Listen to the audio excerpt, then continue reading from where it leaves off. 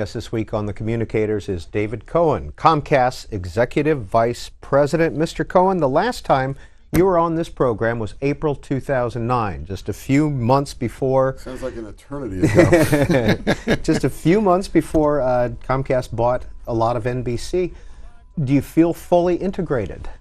Well, I don't know that we're fully integrated, but I think we feel very comfortable with the asset and feel very comfortable with the level of integration between the two companies. They're obviously very different businesses, very different companies, and Steve Burke had a great vision going in that he wanted to bring the best parts of the Comcast culture and the Comcast management culture, but respect the differences between the companies and the unique, some of the unique approaches and cultures of NBC Universal as being an entertainment and a content and a news and an information company, as opposed to a distribution company. And I think Steve's been able to execute that balance almost perfectly in bringing the parts of the company together that need to be brought together, but in respecting the differences between the companies and allowing the two companies sometimes to function in accordance with their historic practice and culture. You own, what, 51% of NBCU? We own 51% now, with a pathway, obviously, to ultimately owning all of it, and we are the manager of the enterprise. Do you see moving forward owning it all? Well, what we've said is that we have the optionality, GE's optionality, and our optionality at stated times, 3.5 years after close, 3.5 years after close. But we're certainly very happy with the asset. We're happy with the company. We're happy with the combination of content and distribution. And we think, maybe more importantly than our happiness, we think the customers of both companies are very happy. David Cohen, what are you doing in Washington? Well, of course, I'm always in Washington, but on this particular trip, we're here to celebrate the year 2 launch of Internet Essentials, what we're calling Internet Essentials 2.0. We've obviously had an incredibly successful first year, Internet Essentials being the nation's largest and most comprehensive broadband adoption program for low-income Americans. In our first year, we were able to sign up over 100,000 families. It's over 400,000 low-income Americans, most of them for the first time in their lives being connected to the internet in their homes. And I think that sounds like a big number. I hope it does, but to size it for you, that is equivalent to the entire population of major cities in America. Cities like Miami, Florida, Tulsa, Oklahoma, Minneapolis, St. Paul. Their populations are all around 400,000 people. So I think when you are successful in signing up the equivalent of a major city in America for this service, you have something that is gaining traction and making sense. Now, is this something that was mandated as part of the NBC deal, or is this something that Comcast is doing on its own? So the answer is both. This was a Comcast concept that we were preparing before the NBC Universal transaction. We offered it up as a voluntary commitment to the FCC, as something to help the FCC in its public interest determination, but we would have done this with or without the NBC Universal transaction. And we've obviously gone far beyond the nature of the commitment in terms of eligibility of the program and the speed of the product, the way we're running signups, the way we're promoting it. So we are certainly in Internet Essentials 2.0. It barely resembles the original program that we put in front of the Commission as a voluntary commitment. Well, before we go any further, we want to introduce Amy McLean, our guest reporter. She is the editor-in-chief of Cable Facts Daily. Hi. I just wanted to follow up a little bit on Internet Essentials. I know that some of the early data that you had from that program was that the computer take rates were really low for the discounted offerings. Have you got any more details there as to why that is? Or well, first of all, take rates are a little higher as we've gotten through the year. So over 100,000 families, 11,500 computers being sold. So the first 40,000, we only had a couple thousand computers being sold. So the take rate has picked up. Based on our research, we thought computers were going to be an essential element of this because the general research out there is that one of the significant impediments to low-income Americans signing up for internet services that they don't own a computer. The research we did of Internet Essentials customers is that most of the Internet Essentials customers said that they already owned a computer. And if you think about it, that might make sense in the early days of a program, because we all know that the major barrier to broadband adoption, particularly in low-income neighborhoods, is a whole bucket of digital literacy skills and issues. People don't understand the internet, they don't know the value of the internet, they don't know how to use the internet, they don't know how to use a computer, they're afraid of the internet. And it would make sense that early adopters might be families who already had a computer, who might have past experience with the internet, at least know how to use the internet. And so we may be, in the early days of the program, we may just be hitting a population where the computer hardware is not necessarily the major impediment for those families. But we're obviously concerned about it. We keep looking at it. We're worried about the price point, although there doesn't seem to be any evidence that the less than $150 price point has been a problem. We are worried because in the Internet Essentials 1.0, the hardware option was for a netbook computer. And for some people, that's a great choice, but other people might prefer a desktop or a laptop to a netbook, more flexible use. And so we were very happy yesterday to announce a partnership with Connect to Compete, which is the nonprofit that Chairman Janikowski announced last year in partnership with the cable industry, including Comcast. And so we have a partnership with them where Internet Essentials customers are going to have access to the Redemtech computers that are going to be offered as part of Connect to Compete. Those are going to be laptops and desktops. So now if you're an Internet Essentials customer and you want to buy a computer for the same $149.95 cost, you can get a netbook, a laptop, or you will be able to get a netbook, a laptop, or a desktop computer. So we hope by increasing the optionality here and increasing the choices that customers have, that will be able to accommodate any demand that our customers have for the hardware. Are you finding that most of these customers would prefer mobile? So that's a very interesting question. Obviously, all of the customers who we've signed up want to have a wireline connection because that's what we're selling.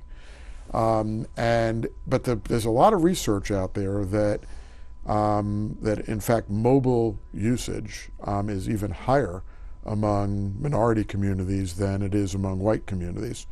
I've seen some pretty startling research that in some of these minority communities, 70 or 80% of the usage of the broadband is through mobile applications. Now, I'm not a critic of mobile broadband in any way whatsoever.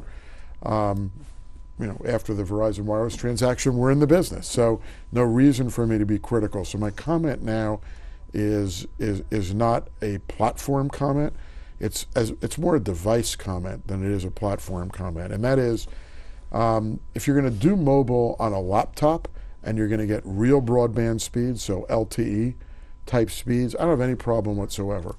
But if you go into the educational context and you're talking about mobile on a smartphone, and a lot of this access to the broadband through mobile devices in minority communities in particular is via smartphones, I don't view that as an acceptable substitute for netbook, laptop, or desktop. And I met a woman in Atlanta who had a son in middle school who was in an advanced writing program, and one of the writing assignments was to edit a newspaper story.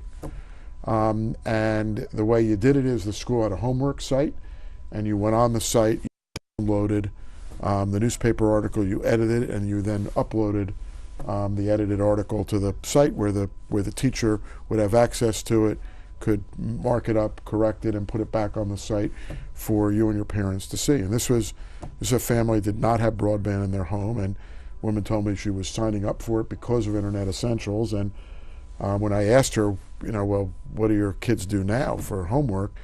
She told me the story about this assignment. I said, well, how did your son, do the assignment? He said, well, he did it on my smartphone. And I looked at her, and she had tears in her eyes, and she said, Mr. Cohen, have you ever tried to edit a document on a smartphone?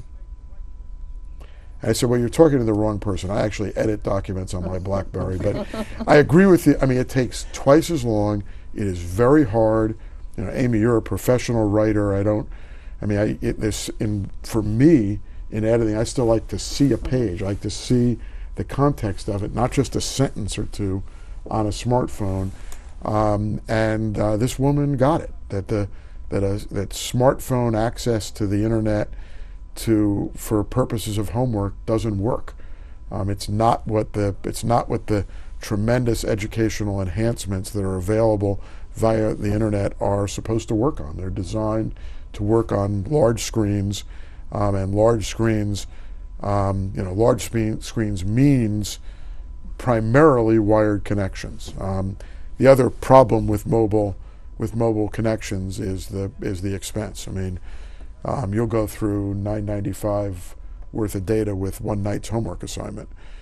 So obviously, by offering this product at $9.95, all you can eat for the month is a tremendously attractive option for families, and I think more attractive than any mobile product that's out there. Amy McLean.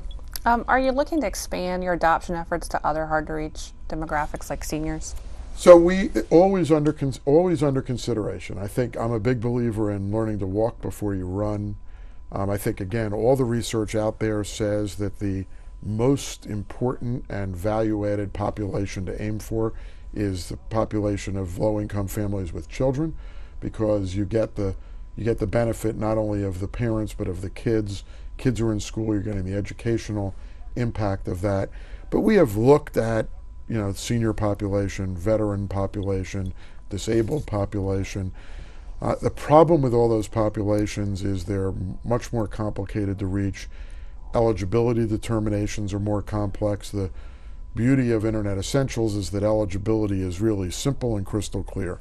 If you have a child living in your household who's eligible to participate in the free or reduced school lunch program under the National School Lunch Program, you're eligible. And everybody knows that. If you were to take and say, well, if you're a senior citizen, which we define as being over age 65, let's just say, everyone knows whether they're over 65. But then we have to say, and you're at 150% or lower than the poverty level, people don't know whether they're at 150% or lower than the poverty level. And making an eligibility determination, what are we going to look at, tax returns? Mm-hmm. It's a lot more complicated than the eligibility that we're using for this population. So shifting gears, the exclusivity ban is coming up at the FCC. My understanding is the chairman has circulated an order that would allow the ban to expire October 5th. Some Comcast networks that doesn't really matter for, because they're conditions under the NBCU merger. You have until 2018, you still have the ban in effect, but not every network that you're affiliated with, right? For instance, Weather Channel or A&E, or do they fall under that same? Look, I don't want to. I mean, I know there have been a recent flurry of ex-parties at the commission on this subject. I'd rather just stick with our position, and you really do. And Amy, you can appreciate this. You have to start with the legislation, and you have to start with what Congress said. And it's amazing to me that the opponents of an effort to allow the exclusivity ban to expire have just sort of forgotten that there's actually a piece of legislation that Congress passed which set out a standard that the FCC is supposed to apply. And that if you look at the original legislative language and you do any objective assessment of the marketplace, there is simply no remaining justification under the legislative standard for an exclusivity ban to remain in place. And I don't think the chairman had a choice but to circulate the order that he circulated, because this chairman's been very clear from the day he arrived in the office that he's going to run a data-driven and objective FCC, and he's going to look at every policy question that comes up. He's going to assess it objectively. He's going to make decisions based upon the data, and he's going to apply the law. And if you do that in this case, there is no reasonable justification for a continuation of the exclusivity ban. So I think the chairman's order, as you describe it, is the appropriate course of action to take. And that's been Comcast's position in the proceeding. Life is long. As you note, our order lasts until 2018. And so for whatever it applies to over that period of time, it applies to. But after that period of time, we should be treated like everybody else. And again, if people believe that it is appropriate for the exclusivity ban to continue, they need to go back to Congress and to get different legislation than the legislation that exists now, because the current legislation simply does not support the exclusivity ban in the current competitive posture of the marketplace. So what happens when October 5th rolls around and it expires, presumably? I mean, do we suddenly see several exclusive contracts out there?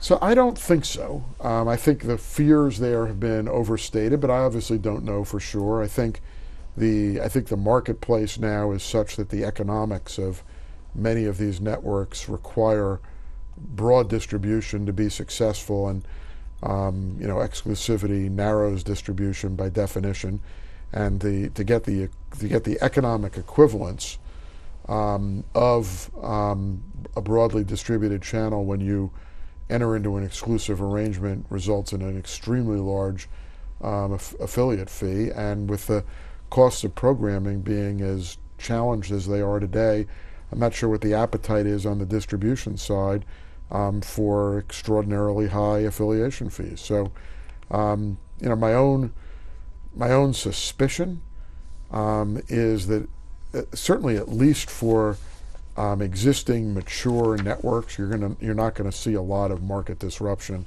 and a lot of fundamental changes in the business model. But that's just one person's prediction. I could be wrong about that. You are watching C-SPAN's Communicators program. Our guest this week, David Cohen, Comcast Corporation's Executive Vice President. Amy McLean is Editor-in-Chief of Cable Facts Daily. Amy McLean. Google Fiber recently raised some concerns about about getting some of this must-have sports programming and whatnot. What do you think of their entrance in the marketplace? Is it something you're following closely? Do you see them as a disruptor? Well, I mean, certainly right now we don't see them as a disruptor. We obviously are watching what they're doing. NBC Universal has not had any problem reaching affiliate deals with Google Fiber for the content that Google is interested in carrying on the network. The expense of the build out of the Kansas City experiment, if you will, shows, I think it demonstrates quite clearly the magnitude of the enormous investment that the cable industry has made in building out our infrastructure across the country. And I just don't know that I see a business model for the expenditure of that level of money to build out a national fiber network. Said the same thing when Verizon went into the market with Fios, and AT&T obviously thought the same thing, since when they developed their UVerse product, they decided not to build a national or even regional fiber network. So we've consistently said and continue to believe that we're not afraid of competition. We like our product. We like our position. We think competition makes us a better company. We think it makes us sharpen our focus, improve the level of service that we're providing, improve the quality and the innovation of our offerings. And just like satellite made Comcast a better company, and then Verizon and UVerse have made Comcast a better company and forced us to innovate faster and move more quickly, whatever other competitor comes along, we'll be happy to welcome them to the fray and embrace the improvements that they'll make in our product and service for our customers. Well, David Cohen, when you hear the term TV everywhere, what does that mean to you? So I'll start with the broadest possible definition, and then I'll narrow it a little bit, which is, for many years, we at Comcast, and Amy will remember I talked about this in the NBC Universal transaction all the time, that people used to argue about whether content was king or distribution was king. It's my view that at least for the last few years, it's the customer who's king, and the customer increasingly is demanding their content in what I call an anytime, anywhere place. We don't do appointment television anymore. When I was growing up, you had dinner with the family on Sunday night, and you went into the family room and watched Wonderful World of Disney at 7 o'clock. Doesn't happen in our household anymore. Maybe every once in a while for sports, but not for most programming. And what people want to do now is they want to watch what they want to watch, where they want to watch it, when they want to watch it, and on the device they want to watch it on. And TV Everywhere, in its broadest sense, is enabling the execution of that customer vision, of giving customers the opportunity to time delay their television watching, watch it on DVR, watch it on demand, start it in the living room, end it in the bedroom, watch it on their tablet or on their smartphone or on their big screen TV. And so in the broadest thematic sense, that's TV Everywhere. If you narrow TV Everywhere a bit and you refer to the Time Warner, mostly Time Warner, but Time Warner Comcast announcement about a business model for TV viewing and what Jeff Bewkes has coined TV Everywhere. This is about taking the content that customers pay for once through their cable subscriptions or their satellite subscriptions or their Fios subscriptions or their Google Fiber subscriptions, for that matter, and giving people the opportunity to take that TV that they're already paying for and to watch it everywhere they want to watch it and on any device they want to watch it without having to pay more for it. So if you're already paying for your HBO subscription, you can watch HBO programming when it's on live on your TV. You can watch it on demand. You can watch it, and if you're a Comcast customer, you can watch it on XfinityTV.com. You can watch it on the Xfinity TV app. You can watch it on HBO Go. So you can watch it on the programmer site, on the distributor site. All you need to do is authenticate. That is, prove you're a Comcast customer and you get access to your content on all those platforms and all those devices without paying any additional charge. And we thought at the time we made the announcement that this would be incredibly attractive to customers. I think with the Olympics, we demonstrated that this is incredibly attractive to customers. The amount of viewing that took place on multiple platforms of Olympic content was absolutely unprecedented, and literally millions of additional people authenticated their presence in order to watch Olympic content as a result of the attractiveness of the content. So I think we have developed a very customer-friendly and a very programmer-friendly model to enable customers to take full advantage of the programming that they like the most. But does that concept threaten your business model? Actually, it doesn't threaten the business model. It's I think the beauty of the concept is that it's fully respectful of the business model. And by say your business model, that covers a lot of ground for Comcast. If you say, does it threaten the content business model, which is a very important part of our business now, the answer is no, because once our NBC Universal customers are paying for the content, it just gives them access to that content on multiple platforms, makes it more valuable for them, but protects us from piracy and theft of the content, and really protects us from unpaid views of our content. On the distribution side, that is the Comcast cable side, it's also appropriate for our business model because you have to be a cable subscriber in order to authenticate yourself and be able to see the content, whether it's on XfinityTV.com, the Xfinity app, HBO Go, TNT.com, NBC.com, USA.com. All the content requires authentication, and those two things together preserve for the programmer the significant affiliate fees that cable is paying in order to enable the content to be created. So it's TV Everywhere is not disruptive to the overall cable TV business model infrastructure. In fact, it's a way to ensure that the content that will continue to be a significant revenue stream to pay for the content to be produced that people want to watch. Amy McLean. But what can maybe be disruptive would be services like Netflix or Roku, and I know that at some point there was talk of the DOJ looking into online video providers and if they're meaning if there's any sort of anti-competitive behavior going on there. Has there been much more there? So let's vary. Roku is different. Roku is just a device that enables you to view internet content on your television. So Roku is it's not a competitor at all. It's a facilitator of alternative services. You take Netflix, and we could talk about any number of these.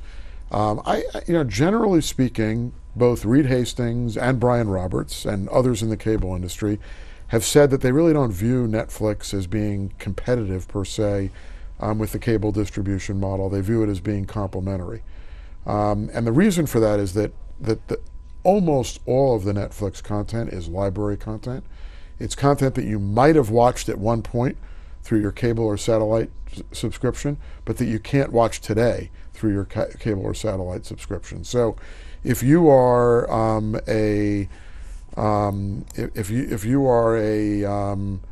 let's pick a program. If you're a Law and Order fan, Law and Order Special Victims Unit fan, you've got lots of Law and Order Special Victims Unit library content on Netflix. But if you want to watch the current season of Law and Order Special Victims Unit, you've got to watch it on your TV when it comes live starting this Wednesday, or you have to watch it on demand, where we'll have the last 4 or 5 shows and we'll have it available on demand. You're not going to be able to watch that on Netflix. And so, in a way, I do think they're complementary, because if people like Law and Order Special Victims Unit, they might want to watch the old shows on Netflix, but they're going to want to watch the new shows on NBC. And if they watch the new shows on NBC, that might remind them, gee whiz, I'd like to go back and look at some of the older shows and go to Netflix to be able to do that. So that's I'm not, if you had Reed Hastings here, I think he would tell you exactly the same thing. The other side of that, though, is everyone needs to remember that in order for Netflix to work, you need a broadband connection. And we're not your mother's cable company. We don't just go and send a guy out to the house and drill a hole in your wall, run a wire through the wall, and attach it to the back of the television set. We're in the broadband business just as much as we're in the video business. And so, our view is that our broadband business, our broadband innovation, has enabled multiple innovative businesses, industries, and product offerings to develop, starting with Google and Amazon and eBay, but absolutely including Netflix. And Netflix would be the first person to tell you that they can't be in business and they can't work without high-quality, high-speed data connections. And so even if you want to watch Netflix, you've got to watch it over our broadband connection. So I think it's a second way in which these are complementary businesses and products and not really competitive. But there's a disconnect where Netflix doesn't agree with how managed services are treated, like the Xbox Live, which goes on your private network versus the public internet. And is that something that you're currently... So I don't want to get too much in the weeds, but of course, if you read the plain English of the Open Internet Order, the Xbox service is not a managed service. So there's probably no disagreement between Netflix and Comcast or anyone else about the treatment of managed services. It's just that the opponents of the way in which we're treating video on demand views through your Xbox, Comcast video on demand views through your Xbox, is explicitly authorized in the Open Internet Order, as not being covered by the order. Those are not services that are going over the internet. They're services that are on our private managed network, and I think it's very clear, both in the negotiations leading to the Open Internet Order and from the language of the Open Internet Order itself, that what we're doing is wholly appropriate. I'd also note, and it's probably a record for the communicators. I'm going to quote Reed Hastings again. That with Comcast, remember Comcast doesn't have a byte cap anymore. We have a data usage threshold, which actually in most of our markets we have nothing. No byte cap, no data usage threshold. We are trialing some consumption-based billing arrangements with a data usage threshold that starts at 300 gigabytes of usage a month. And Reed Hastings has said that at those levels, they would have no impact on Netflix anyway. So I think this is more a tempest in a teapot, and furthermore, a tempest in a teapot that is not reflective of the careful negotiations that went on in connection with the Open Internet Order and the actual language of the Open Internet Order. And unfortunately, we're out of time. Thank you both. I hope it's quicker than 3 years before we get you back this time. David Cohen, Executive Vice President of Comcast, Amy McLean, Editor-in-Chief of Cablefax Daily. This is the Communicators.